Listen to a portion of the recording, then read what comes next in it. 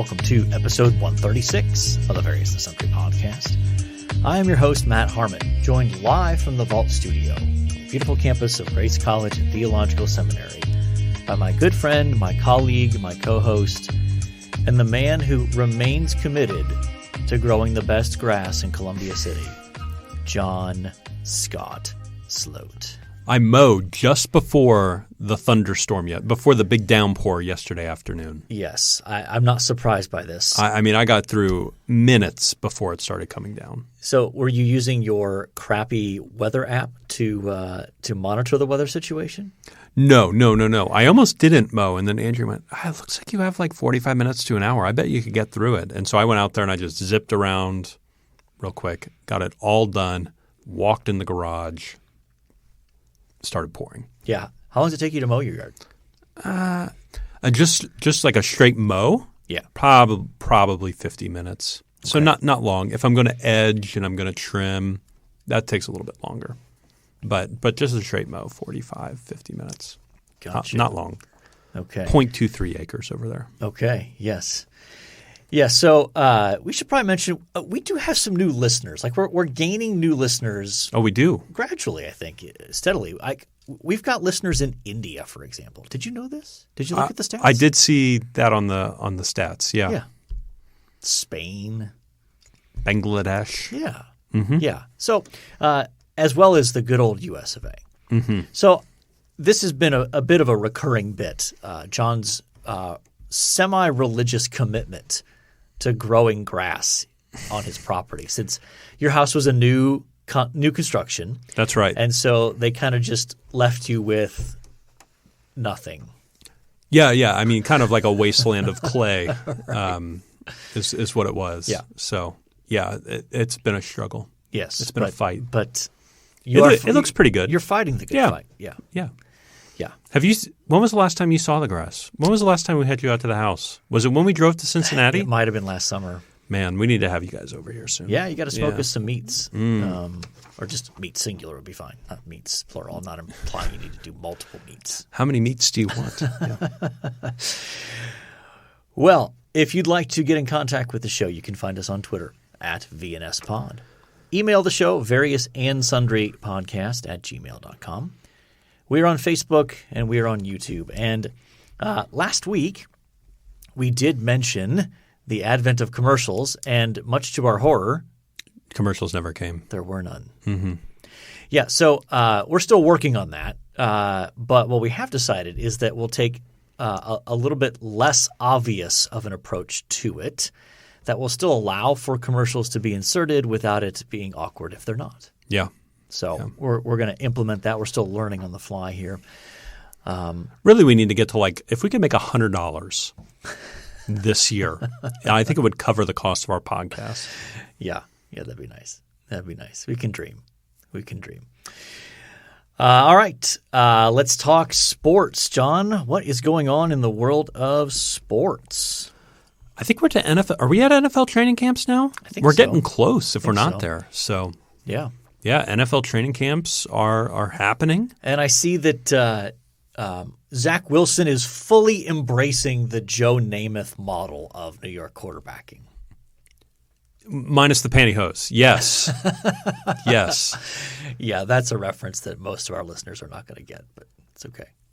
Yeah. And if you got that reference, please reach out to us at variousandsundrypodcast@gmail.com. There you go. There you go.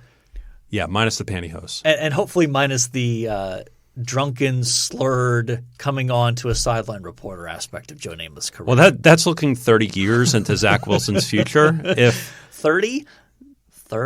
I think it might be sooner than that, but anyway. Maybe. I don't know. Yes, hopefully he doesn't come on to sideline reporters. I mean, he's out there taking shots at Joe Flacco's wife. Really? I didn't see that. You didn't see that? Okay. No, I thought you were referencing something else from a few weeks ago. Well, yeah, I mean. That not pod appropriate. That is not pod appropriate, but yeah. He's getting lippy, that Zach Wilson. Yeah, remarkable for a guy who has not accomplished anything in the league yet. So, and is Mormon, theoretically. Yeah. Went to BYU. How much more Mormon can you get? Well, I mean, yeah. I mean, I'm sure not every student who goes there is Mormon. What? I know. Surprising. Other NFL news. So the news of the suspension of Deshaun Watson dropped right before I think we – Did we mention it last week? We I think did mention it last week. But we thought that was light, right? Yes. But the NFL is appealing that decision. So basically – Who does the NFL appeal to? Well, this is what's weird to me. Apparently they had some they arbiter? Had a judge Yeah. that served as an arbiter and made that decision of 6 games. And so, of course, people are outraged, most people thinking that's not severe enough. Yeah. But my understanding is that then the appeal is to the NFL. Basically, so the NFL is appealing to itself? Yeah, that's my sense. Oh, gosh. And so either Roger Goodell or he could designate someone to make the decision. What a disaster. But yeah, it's a mess. I love the NFL. I think the Hall of Fame game happened this last week, and it had similar viewership to an NBA Finals game. Yeah, the appetite for professional football is off the charts. It's incredible. However, this aspect of the NFL, they don't not great. Not great, Bob. No. I mean, I think look, I don't want to do a deep dive on this, but it's hard to understand the rationale of the arbiter in the 6 games unless here's the only spin I can put on it that I think makes sense. That this is a judge who's thinking in terms of court of law, what stands up, what doesn't stand up under scrutiny. Yes, you've got this string of allegations, but she's thinking evidence and what can be proved and what can't and all of that. Plus, he basically sat a year already. Yeah, right? That's true. I mean, the Texans essentially benched him and said, you're not playing for last year. Yeah. And then they trade him in the offseason. So there is a sense – and again, I'm not defending anything here, but I'm just trying to get behind the logic behind how do you get to 6 games. I wonder if part of it is, well, he sat out for a whole year already based on this. So – even 6 games makes it a year and a half suspension essentially, which that feels like it might be closer to the ballpark of maybe that's about right. Yeah. Yeah. Year and a half. Yeah. That's getting there. Yeah. So I don't know. But the NFL has a terrible track record on these kind of things. They do. I mean, remember the Ray Rice situation? Yeah. What a disaster that was. Yeah. It's a mess. Yeah. They're no good at this. No. Which is surprising given how successful they are in terms of the on-the-field product and the business and the marketing and all that sort of stuff. This is just one area where it's like you can't get competent people involved to get this figured out. Yeah. It's surprising. Or bring your PR people in there, right? The NFL, I imagine, has good PR people. You would think. And come to your PR person before this goes public and go, hey, I'm thinking about this. And let them say, that's a horrible idea. Here's how people are going to respond to that. Yeah. There's got to be people out there that do that. Well, I seem to remember reading or hearing that the NFL doesn't want – I think week 12 or week 13, Cleveland plays at Houston. They play the Texans. And so I think part of the theory with this person was saying the last thing the NFL wants is to see Deshaun Watson in a Browns uniform on the field in Houston. That just is a mess of a PR nightmare. Or really good ratings. That's kind of the other side, right? Yeah. I mean, he's going to get eyeballs in that game for sure. Sure. That's a primetime game. Not really, but it could be. That's. I don't know. The Texans are terrible. The Texans are bad, but Deshaun Watson coming back? Yeah. I don't know. Anyway, let's talk about something that's not terrible, and that's your New York Mets. Yes. Oh, it's been a good week. Okay, so I knew they had a big series this weekend, like a 5-game series with the Braves, right? 5-game series, And yep. how did they do? So they came into the 5-game series, I believe, up 3.5 games, maybe 2.5 games on the Braves. They won 4 of 5. Okay. Including both in a doubleheader on Saturday. Both ends of a doubleheader. All right. And then they won on Sunday yesterday with DeGrom on the mound and didn't give up a hit through 5 innings. Okay. Was that his second outing back? Second outing back. Yeah. So we are now 6.5 games up and we have 3 games against the Cincinnati Reds. Which you would think you're 2 of 3. 2 of 3 is almost a certainty there. You would think. You would expect. I would expect it. Yep. Yeah. But did you know the Braves came out and like maybe 2 or 3 days before the series started, in a post-game interview with Austin Riley, the third baseman, they said, "Did you hear the Mets lost tonight?" He goes, "Oh, well, good. Let them know we're coming for them." And they came to town and they lost 4 of 5. Yeah. It was a good it was a good feeling. There's a lot of trash talk on Twitter. Yeah. A lot of trash talk. Well, that might be some of the best content on Twitter, quite frankly. Yeah, that might be some of the most wholesome content on Twitter at times. Yeah. Yes. There's a sort of a running joke in our household of saying something like, "Okay, I'm going to check what I'm supposed to be outraged by. Let me look at Twitter." Yeah, I saw Thomas Kidd.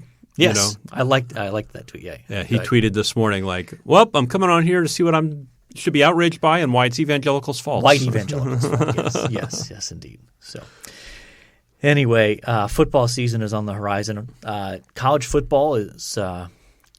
I think there's some games on August 27th, but the real start of the season is the first weekend. They kind of have that false front Yeah. to them with some. What is it, Mac that plays some games or like? And sometimes they're like in like Japan or some like exotic location where the teams travel and play. Interesting. But the big game, obviously, that I'm looking towards is the Ohio State Notre Dame game, which is September 3rd. Where is it in? It's in Columbus. Okay. And then next year they'll go to and they'll go to South Bend. Okay.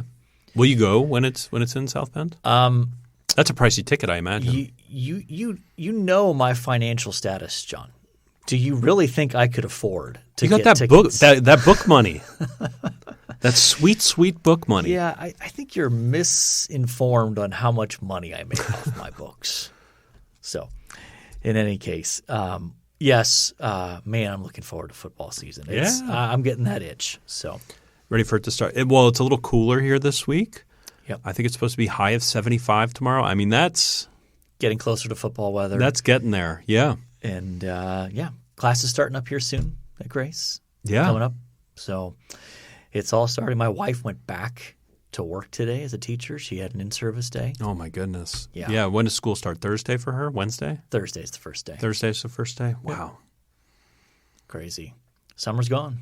Wow. You know how I know I have a new job is somebody asked me to go to lunch.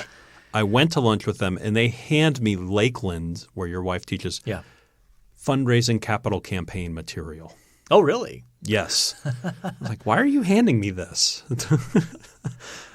But why were they? I think a similar situation where they thought I made more than I do. Okay. You know. Thinking that perhaps you'd like to contribute to the I think they're doing 2 capital campaigns. Really? Or they're doing a 2-stage one maybe. Well, I think there's a quiet phase where you go to your big donors and you ask for a lot of you should feel honored. I'm going like, why are they coming to me? You must be one of the big donors. No. All right. Yeah. Yeah. So, in any case, are we ready to move on? Sure. All right. So we are doing today for our main topic, we're talking about the causes of deconstruction. So we,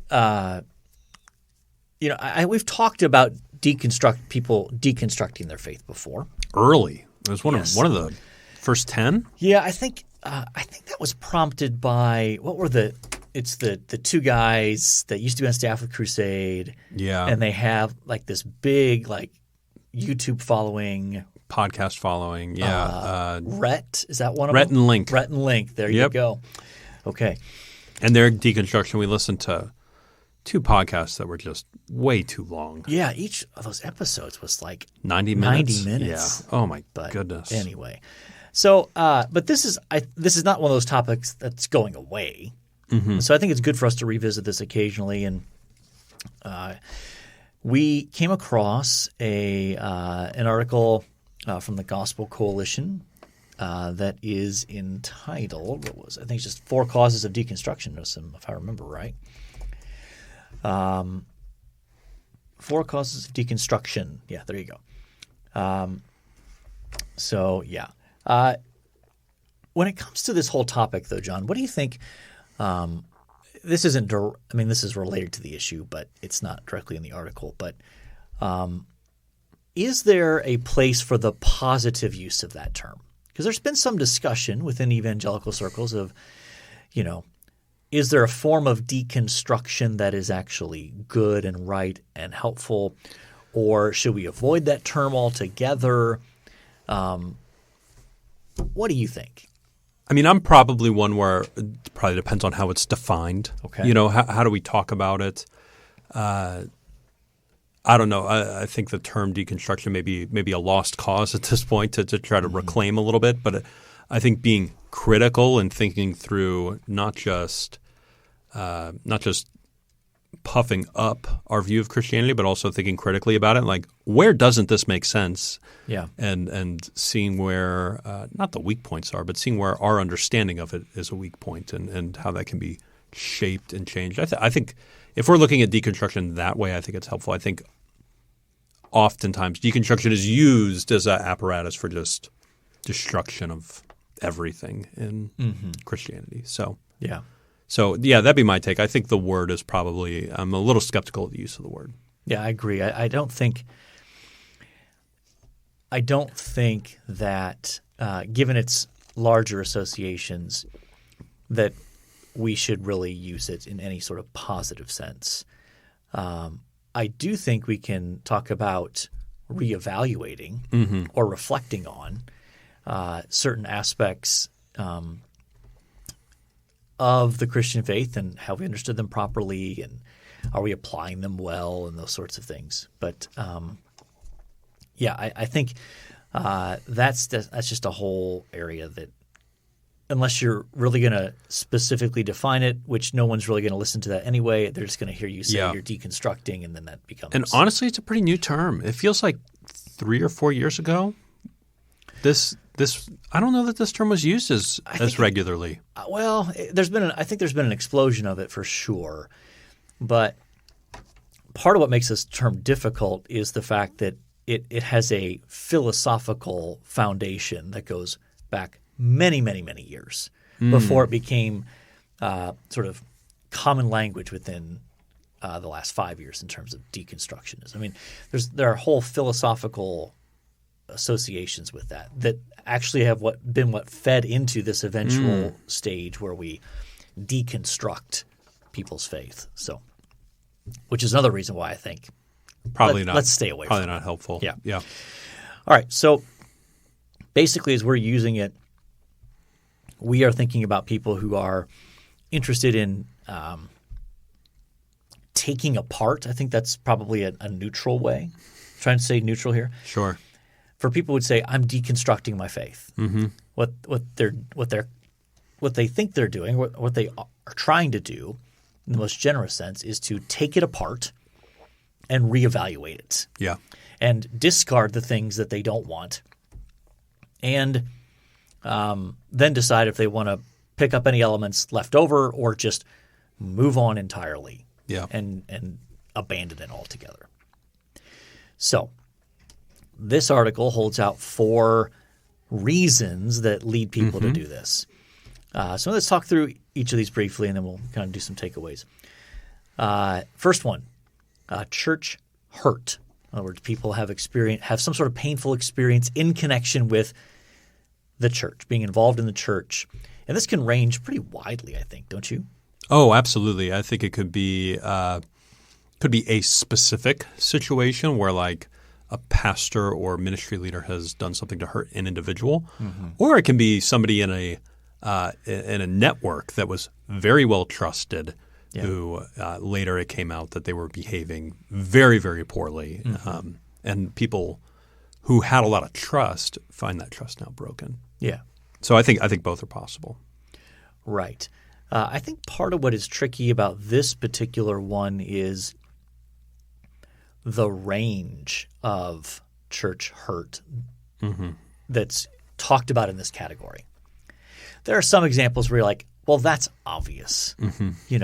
like if there was abuse or something like that, where you're like, okay, duh, obviously that's an example of church hurt. That's very unfortunate that happened. But I've also seen others try to go this angle, and when you press them a little bit, well, give me an example of what you mean by church. How did a church hurt you? And it ends up being, well, they wouldn't affirm me in my desire to do X, Y, or Z. Yeah. So that's church hurt. I just kept running into roadblocks because I wanted to do X, Y. Yeah. Right. And that could be sometimes it's connected with sin, but other times it's not. Sometimes it's just, well, I just really had this vision for, I wanted to start this kind of ministry. And the church I was a part of wanted no business with it. Okay, well, that's not church hurt. That's just they didn't want to get on board with your vision for whatever kind of ministry. Yeah. So I think it can be helpful to distinguish out, so when people present with this kind of reason, I think it's helpful to say, help me understand what you experienced. Yeah. Or the church didn't put you in leadership. I've heard some people describe it that way, right? Where, oh my goodness, I wanted to be a deacon or an elder and the church wouldn't make me one, or I was never approached or asked. And yeah. Okay. I'm not on board with that being legitimate church hurt. Potentially maybe, but not in the same category as like a abuse scandal or right. Yeah. or a Ravi or a right. Carl Lentz. Right. Yeah, for sure. And that can be – this category can be either direct or indirect, right? Mm-hmm. Like you could be the direct person who's been hurt, like you are the direct victim of abuse. Sure. Or someone that you looked up to and admired as a spiritual leader is exposed for being hypocritical or having massive moral failings that rock your foundations. Those are both under this category of church hurt, but I think helpful to distinguish in terms of a person's experience. Yeah. You ready to move on to number 2 here? Sure. What do we got for number 2? Poor teaching. Yeah. I mean, the example he gives right off the bat is choosing between faith and science. I don't always think that's a binary choice for people, although it's oftentimes presented that way. Yeah. Have you run into this one? Poor. Well, yeah. I mean, I think teaching. Here is where I kind of lump the whole Driscoll thing. And here I'm bringing together poor teaching and some church hurt. And also poor application. Mm-hmm.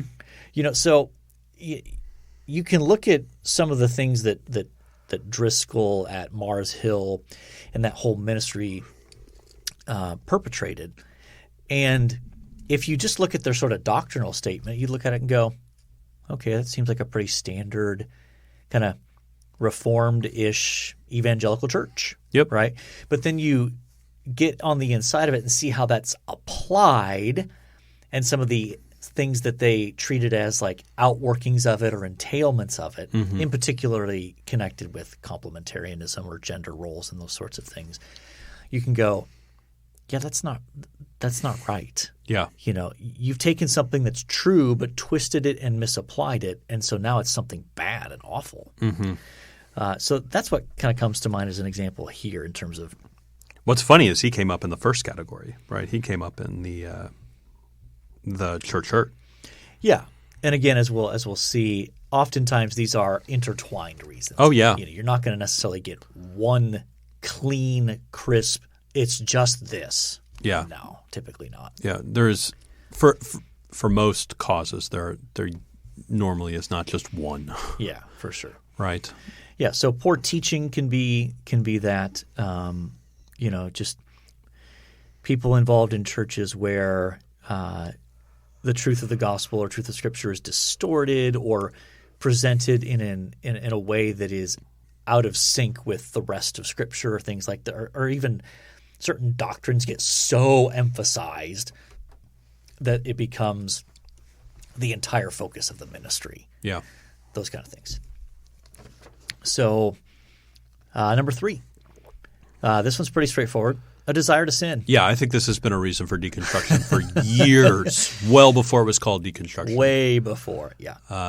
Yes, I remember hearing Tim Keller speaking about talking to a young woman who had left the faith, and he was interacting with her on a college campus, and he's talking. She's like, "Well, I have all these philosophical problems," and he's like pressing on those. Beating those back to, working through those situations. Well, it turns out at the end of the day, she wanted to live with her boyfriend, right? And she really just had a desire to sin. Right. And I found this to be my experience as well when I was on staff with Crew and doing evangelism on a daily basis with college students. Yeah. Well before deconstructionism was a term that was widely used and known. Where I'd be having a conversation and a student would raise up a bunch of intellectual objections. And so you kind of talk through a little bit and you answer one and, you answer another. And after a while, sometimes what I would do is ask this question. I would say, you seem to have a lot of intellectual questions about Christianity. Let me pose a hypothetical. Let's say I was capable. Now, I'm not saying I can, but let's say I was capable of giving you a satisfactory answer to every intellectual objection you can think of. If I were capable of that, would you commit your life to Jesus and follow him? And oftentimes the answer was, I don't think so. Okay, well, why not? Well, I realized that if I did that, I would have to change how I live. Okay, well, now we're at the real reason. Yeah, we're at the root. Yeah, and that doesn't mean we dismiss every intellectual. Some people have legitimate intellectual roadblocks that if you can help them get past, that does help move them closer to committing their life to Jesus. But oftentimes as well, the real issue is really just, I know that my life would have to change. I want my autonomy. Yeah. Yep. Yeah. Yep. So, absolutely. Desire to sin. What's number 4? Street cred. Yeah. I mean, I know this is my biggest temptation right here. I mean, if I were to deconstruct, it would definitely be for this reason right here. Yes, says the man in Warsaw, Indiana. Yes. You're looking to get in with Oprah and sure. The Rob Bell crowd, for sure. For sure. Mm-hmm. Yeah, so you want to explain what he means by this reason here? I mean, he means to get acceptance with a broader secular audience that's maybe more, maybe more accommodating to a person that would call themselves an ex-evangelical or something like that. Yeah. And Oprah, is sort of the famous one with Rob Bell, particularly, as he's continued down the weird path that he was already on 10 or so years ago. Isn't it fascinating? Like, if you think about his trajectory the past 20 years, it's wild. Well, he was like an edgy evangelical when he first came out. And he just sort of got weirder and weirder. And then he came out with the book about hell. Yeah. Which was what, like 12 years ago? I was in seminary. So that was 2000 – that would have been 2011? Yeah. 2010, 2011? 11 years ago then. Yeah. Like within – let's say within a decade, he still was claiming some form of evangelicalism just a decade ago. Yeah. And now if you look at what he puts out and what he says, he is like beyond goofy Eastern mysticism. It's not even on my radar, Matt. I don't even see things that he puts out anymore. I don't either. I have to go looking for it just out of curiosity to see what happened to him. Yeah. I know he was trying to write a TV show for Oprah. Yeah. I don't think that worked out. I don't think it did, no. I don't know what I know he's written a marriage book. Yes. The Zimzum. Zimzum. Zimzum. Yeah.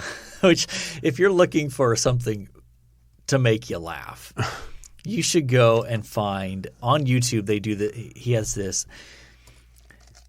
He did this promotional video for this marriage book. So he's sitting with his wife and they're discussing this concept of Zimzum, and all this kind of stuff. And then someone took that and added at the end of it the clip from Billy Madison. You're familiar with Billy Madison, of course, where the moderator of this like quiz show kind of thing he's doing says something to the effect of, "That may be the dumbest thing I've ever heard in my life." You know, he just like this long rant and added that to the end of that clip. It's worth looking for. In fact, if we can find it, maybe we'll throw it in the show notes. Yeah.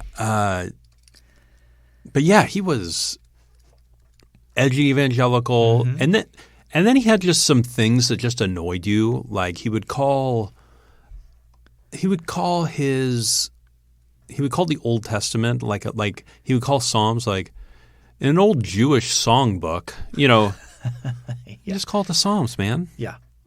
Well, there's literally 1,000 years of calling it the Psalms. You can call it the Psalms. You know, there was just like a little annoying things like that. Yeah.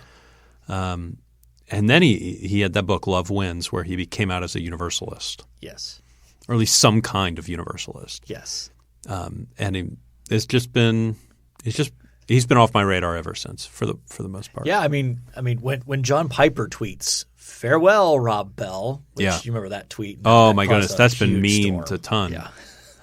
Yes, it's farewell everything. Yeah. The irony is he got a lot of pushback for that, and yet he was clearly vindicated as being correct. Mm-hmm. Like Piper was essentially saying, "This makes it clear he is leaving the faith," and some people lost their minds who loved Rob Bell and did his Pneuma videos and thought they were amazing and wanted to defend him. And then I mean, I remember watching Pneuma videos in Grace's Chapel back in the day. Like they would show them, and I remember one student in particular who was a big fan, a big fan. Yeah, and defended him to the hilt until he read Love Wins, and then he went, "Well, he's gone off the deep end," which I give him credit for. Yeah, kudos to him for realizing it. Yeah, for sure. Yeah. So key takeaways from the article, John.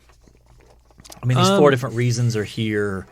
What are some things that, as you look at that and just think about people deconstructing, that you would want to focus on here? Yeah, that there's a mix of motivations for why this happens. I don't think it's just one thing. You know, monocausal explanations don't usually work. Yeah. That there's just a smattering of different motivations that push people forward. Yeah. Even in this. Yeah, I think you're right. Something that's not really mentioned in here, though I think it's sort of assumed in here or woven in through it here. So this is not a criticism of the article, but given the cultural currents of autonomy that we experience and just the bombardment of our culture that tells us no one can tell you who you are, you get to define who you are. Whether you look inside or look elsewhere, but ultimately you are the one who determines who you are. And when that's sort of a bedrock cultural ethos, when Scripture comes along and says, no, God tells you who you are. Yeah. And he has the authority to tell you who you are and tell you how you should live. That just chafes hard against our cultural sensibilities. Yeah. So I think that's another part of the mix there. But I will say I do think one of the values of an article like this is reminding us that people do have different reasons for deconstructing. And so if we have a one-size-fits-all approach to responding to it, it's not going to work. So understanding why they're abandoning the faith is a helpful starting point for trying to pull them back or redirect them or help them understand what's going on for sure. Well, and knowing the reasons, but also realizing that every case is unique and you need to be – if people are coming to this genuinely, it's worth diving into conversation. It's worth talking about the church hurt that they have, whether we feel like it's super real or not so super real, Yeah. talking about the teaching that they've sat under, talking about their desire to sin, and digging into those things and seeing what the Gospel's answer to them are, which this article does as well. Yeah. Talks about those things. Yeah. In terms of resources, this article does point to a book that the Gospel Coalition published, edited by Ivan Mesa, called Before You Lose Your Faith. Remember getting copies of this? Yeah, I have a copy of it. I haven't really looked at it in much detail. My wife has read some of the essays in there, not all of them, but it addresses different issues that can lead people to think about deconstructing. So that might be a resource worth checking out. Anything else on that topic? Are we ready to move on? I think we're ready to move on. Okay, let's move on. All right. Today in sports history, August 9th. Man, the year is just flying by, isn't it? Yeah. Although it feels like we've been in the 130s forever on our episode number. Today's 136. Feels 136, yeah. I mean, I guess it's been 6 weeks, right? But August 9th. 1936, Jesse Owens is part of the American 4x100 relay team that wins gold in world record at the Berlin Olympics. His fourth gold medal.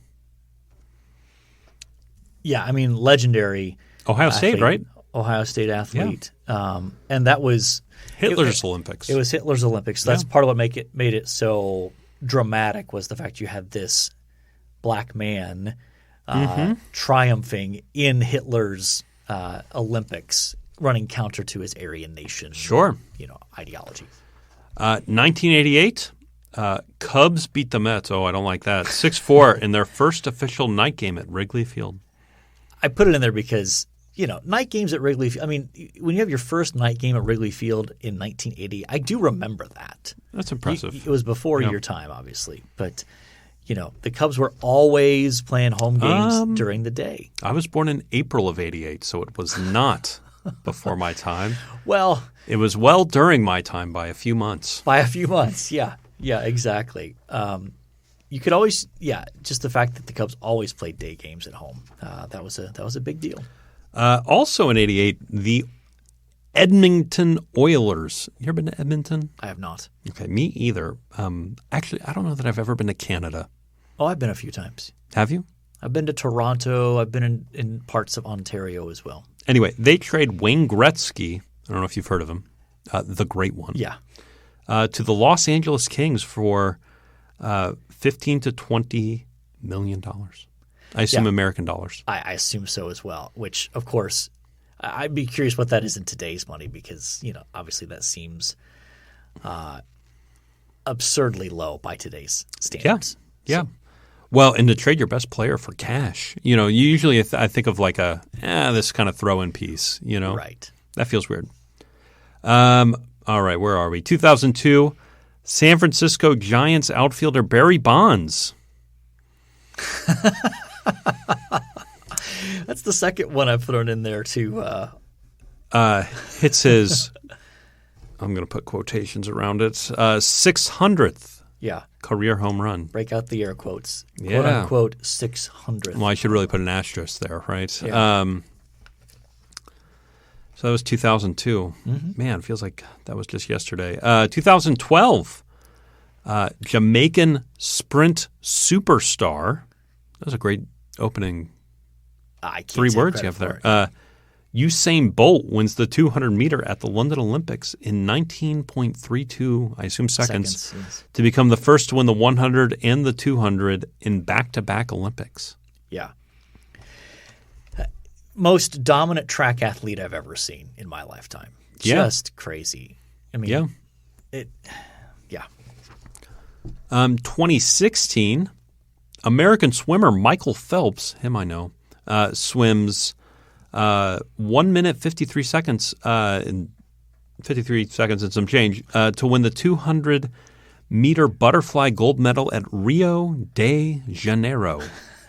Yes. Beats Japan's, oh boy. You got it. Masato Sakai by 0.04 seconds for his 20th Olympic gold. 20 Olympic gold. Yeah, he might be the most dominant Olympian I think so. I've ever seen. I think so. Yeah.